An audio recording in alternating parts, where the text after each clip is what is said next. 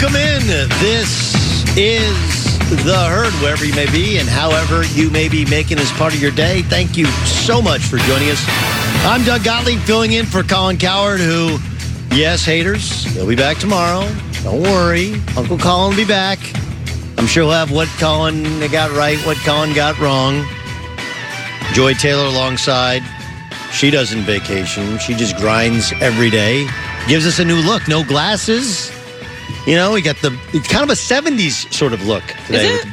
I think so. With the bang? Huh? With the bangs? Yeah.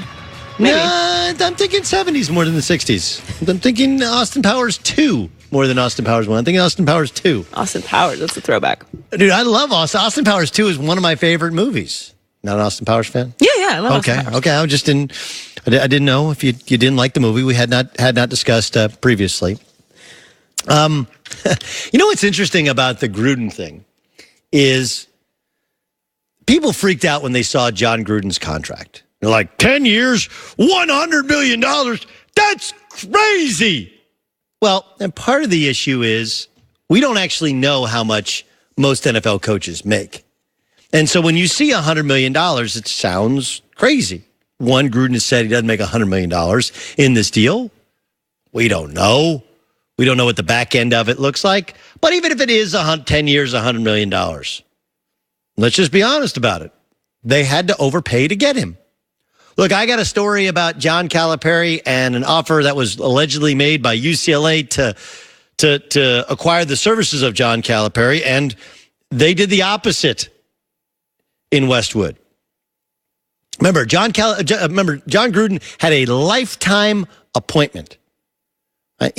When you're on a Monday Night Football booth, and you've been there a couple years, and you're pretty good at it, and while Gruden didn't necessarily give biting analysis, dude, he knew every player and had film on every workout. The guy was amazing in terms of level of preparedness for the job. How well liked and respected was he at the other place? They were going to get rid of his play-by-play host because he didn't like him. They weren't going to change out John Gruden. So when you have kind of a lifetime appointment, you're making $6 or $7 million. In order to get you back, you got to overpay. And then you have to give a guy the chance to fix things because it was clearly broken. And that's what the Raiders did. So while you can freak out about the $100 million, understand that you had to overpay, you had to overextend, you had to give him some, to steal from The Godfather, offer he couldn't refuse. And that's what the Raiders did. And every move that has been made, from the dollars and length of his contract to the Khalil Mack trade to the Amari Cooper trade, has been met with questions from people in our business. And look, it's okay to question what any coach is doing, whatever any guy who's, running the personnel of the football personnel department as well as coaching the team. And there seems to be a narrative out of, in terms of words is one thing and actions of another. But this is what Gruden is doing. They were tanking. They were shedding themselves of contracts either they didn't want or that they didn't think they could afford to redo in order to get more draft picks, in order to sign more players, to get more overall talent. That's what they've done. And John Gruden has used his time in the media to perfect saying the exact right thing, even if he's doing the complete opposite, which, by the way, is the opposite of what the Arizona Cardinals have done. The Oakland Raiders continue to insist that Derek Carr is their franchise quarterback. The Raiders, by the way, have held a private workout with Oklahoma quarterback Kyler Murray Monday in Dallas. That's from NFL Network insider Ian Rappaport. The workout was first reported by Albert Breer, who added that the staff would then head to work out Ohio State signal caller Dwayne Haskins. Now, wait a second. Didn't the Raiders say that Derek Carr is their guy? Why are they working out Kyler Murray? Why are they working out Dwayne Haskins? Now, look, it could be a smokescreen, or it could be them doing their due diligence, or it could be what they want to do, which is draft Kyler Murray and trade away or cut Derek Carr because there's not a ton of dead cap money remaining on his contract. And then, as other teams have done around the league, or as even the Browns have done, right? You have a quarterback on a rookie deal, which even if you take a guy number 1 overall, you take a guy early in the draft, it's a nominal amount of money in comparison to Aaron Rodgers money, Matt Stafford money. Pick the top quarterbacks that are 20 million plus. That's not what the rookies are making. Like, look, what John Gruden's done is he sat out and viewed the league and said, hey, what works? It works when you have a quarterback on a rookie deal and you get a bunch of draft picks and a bunch of talent. And then you load up.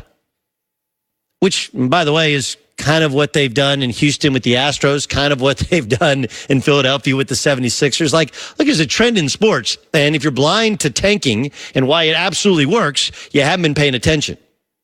The Celtics did it. It worked. It didn't work with Rick Pitino when they tried to get Tim Duncan, but it's worked for the most part. Now, look, do you have to nail the draft picks and get a little lucky and have the right health and have the right coach in order to win a championship? Sure. But the Astros did it in 2013, and they've been in playoffs 2 of the last 3 years, and they've won a World Series. The Philadelphia 76ers were abysmal for 2 or 3 years, and they're one of the favorites to get to the NBA Finals, and they seem to have a sustainable team and model as they're building around their young core. And this is just the football incarnation of it, which, by the way, is what the Cleveland Browns have done. They won 1 game over 2 years and loaded up on draft picks and then found the right quarterback under a rookie scale, and that allowed them to go out and add Odell Beckham Jr., to add a Jarvis Landry, and to add other pieces. But it's more what Gruden is saying that shows he understands the media. Think about it. He's got Mike Mayock, who was in the media for his entire professional life, and John Gruden. And when asked about Derek Carr, absolutely our franchise quarterback. When they trade for Antonio Brown and redo his deal, did you know what he did? He went and visited Derek Carr. You think he did that on his own? Really? You don't think that he said, like, listen, go over to Derek Carr's house, hug him, run routes for him, throw the ball with him. He's your quarterback. Meanwhile, the Arizona Cardinals could not be playing this any worse. Don't you remember Steve Keim, who's their general manager, when asked at the Combine about Josh Rosen, who they just drafted last year in the first round? He's our quarterback. For now. Right? He's our quarterback. Imagine saying that about your new bride. You've been married for a year. She's my wife. For now. How would that go over at home? Instead of heaping praise on Josh Rosen. Listen, Josh Rosen's been amazing. Remember, they changed offensive coordinators and put Byron Leftwich there midseason. How about, man, we had 2 offensive coordinators. He was great with both. Coaching change, he's been unbelievable. As soon as we hired Cliff Kingsbury, he couldn't be more excited. We couldn't be more excited about the partnership. It doesn't matter if that's the reality. The idea that a general manager who hired and fired a head coach within 1 year is also essentially telling you he wants nothing to do with the quarterback that he drafted within 1 year just shows he has no idea how this job works and how to control the media. Of course, John Gruden wants to explore the possibility of Kyler Murray. He would be a dynamic quarterback under a rookie contract. And, oh yeah, by the way, really the heart and toughness of Derek Carr has been called into question several times over by different staffs that have coached him and by different players that have played with him.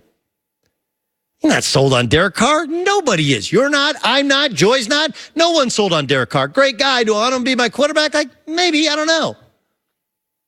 But he's not going to say that publicly. What's the win? Meanwhile, Josh Rosen, they can't give him away. Because imagine if you're the New York Giants, who need a franchise quarterback to ultimately replace Eli Manning. And by the way, the Giants are doing the smart thing. We love Eli. We like him to stay this year. We like him to stay next year. Do they want another quarterback? Of course they're not idiots. Dave Gettleman is not blind, deaf, or dumb. But what's the win in telling the world, like, look, we're just throwing Eli out there until we find somebody who's better, Like, it doesn't make any. You win nothing in that. Instead, you go like, look, Eli's a Hall of Famer. He's won 2 Super Bowls. He's an all-time great. It's his job until he wants to walk away. That's not the reality of it, but that's not what you do in the media. Because the Giants have 2 first-round picks, and right now, why would they give away either one of them for Josh Rosen? The Redskins have moved on from going into Josh Rosen. The Miami Dolphins, who need a quarterback, moved on from going on Josh Rosen. Like, the only hope is that the Chargers, who need a replacement to Phillip Rivers, go like, all right, here, take a second-round pick for him or a third-round pick for him. Because ask yourself this. If you're that general manager, if you're Tom Telesco of the Chargers or Dave Gettleman of the Giants, and the phone rings and says, hey, do you like Rosen? You say, yeah, I liked him pretty well in the draft. You know, we had some questions or some things that we really like. Got to ask you, you just drafted him last year, and you want to trade him now. Why? This is someone selling a house that they just moved into in less than 2 years. Like, well, why would you take the tax hit, even if you're going to make money on it, and you're likely going to lose money? Why would you move out of that house just to move to a different house? It makes you think that there's foundation issues, doesn't it? Makes you think there's something about the house that just doesn't. Is it haunted? And people think there's haunted spirits in the house. Is there a foundation issue? Is there some sort of layout issue that you just can't solve? Is there something about the location that you're like, oh, I didn't even realize that there's a gun range in the backyard? That's the Rosen thing. You had some questions. Personality. Is he a leader? Is he durable? Is he coachable? Is he likable? There's some things you like, but now all of a sudden the Cardinals not only want to get rid of him, but they're not telling everybody who wants to listen, we love him. We don't like him. We love him. Which is what the Raiders are doing. Look, it's totally fair to criticize the actions that the Raiders have taken. If you think, they obviously thought Khalil Mack was great, but they got 2 first-round picks for him. The Bears thought he was great too. And earlier this week, John Gruden laid out, hey, look at all the dudes we got because of the money that we saved by not having to pay Khalil Mack. And we have the draft picks. And then listen to the words that they have said about Derek Carr. Doesn't mean it's the reality. It's controlling the narrative. It's not questioning the leadership of their quarterback and not hurting his trade value, which is all the Cardinals are doing. And if you're question him on it, John Gruden can just say, hey, we're doing our due diligence. We got 2 first-round draft picks. We're always in the market. Everybody's in the market for a quarterback. They're the most valuable commodity out there. You know, Derek Carr is still under contract with us, still our franchise quarterback. In a stunning development, a guy who's never really run a franchise, combined with Mike Mayock, who's never really worked in a franchise, have used their media background to understand the words that they say in the media actually matter, as opposed to Steve Keim, who has butchered this thing 10 times sideways. They both are interested in Kyler Murray. They both aren't in love with their starting quarterbacks. But the Raiders understand what to say. Cardinals do not. Do the Browns have too many dudes, too many egos, and too inexperienced a head coach? I'll ask Reggie Bush.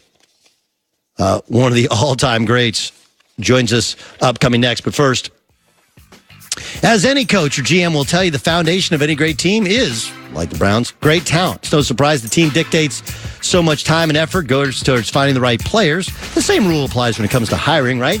You need the right top talent, but you don't have the endless resources to find it. You do have ZipRecruiter. They scout talent for you. With ZipRecruiter, one click sends your job to over 100 of the web's leading job boards.